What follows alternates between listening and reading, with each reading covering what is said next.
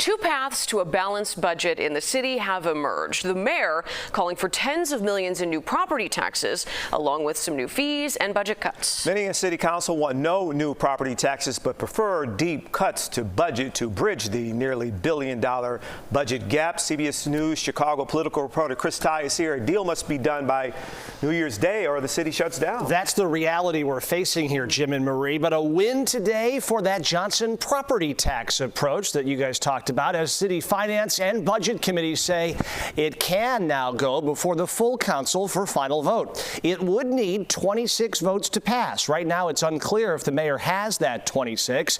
Critics say the mayor has begun backroom promises to shore up those with cold feet. The administration is promising people the sun and the moon to buy their vote. Critics of the Johnson plan want a list of promises being made to lock down that council support. This budget process has been a sham. A process the mayor's critics say balances city finances on a series of fees, fines, and must-have property tax hikes. Started at $300 million. We must have a $300 million property tax or the city's going to go down in flames. Just kidding. 5 days later, no, we really need a $150 million property tax. Oh, wait a second, just kidding. We only need a $68.5 million property tax. What's the answer? The $68 million property tax is something that we have to do in order to make sure that our bonding ratings stay sufficient.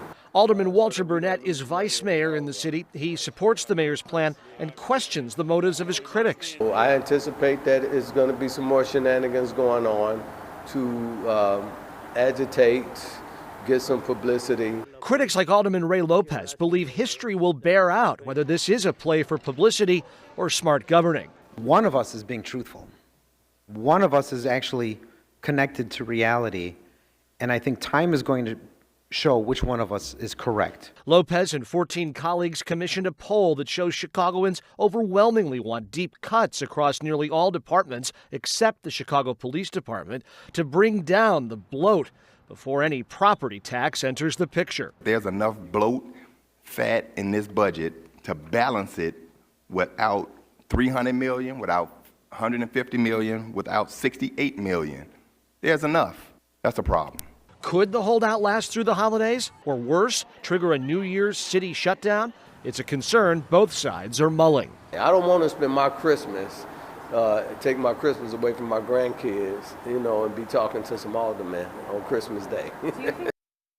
There was also a maneuver today by the Johnson team that angered critics, something decades-long vets had not seen before. It bundled together a vote for new parking garage, streaming TV, and rideshare fees with that new $38 million tax levy. So what happens now? It heads to the full council for vote. The earliest we could see action that puts this thing to rest is Friday. The critical question, of course, Jim and Marie, is can the mayor drum up those 26 alders that he needs when most Chicagoans, by a poll, say they do not want any new property tax. So it was a tight vote in the council committee. How does it look in the full council? Yeah, it was tight. 17-16 on the finance committee. That's how narrow. This is not a mandate. Right. A lot of alders say, you know what, I'm voting yes today because I wanted to go in front of the full council, not necessarily committing their support when it comes time for the big vote. Wow. So the mayor's on pins and needles. Yeah. I would say so. Yeah, all right. Busy Chris. weeks to come. Thank you so much.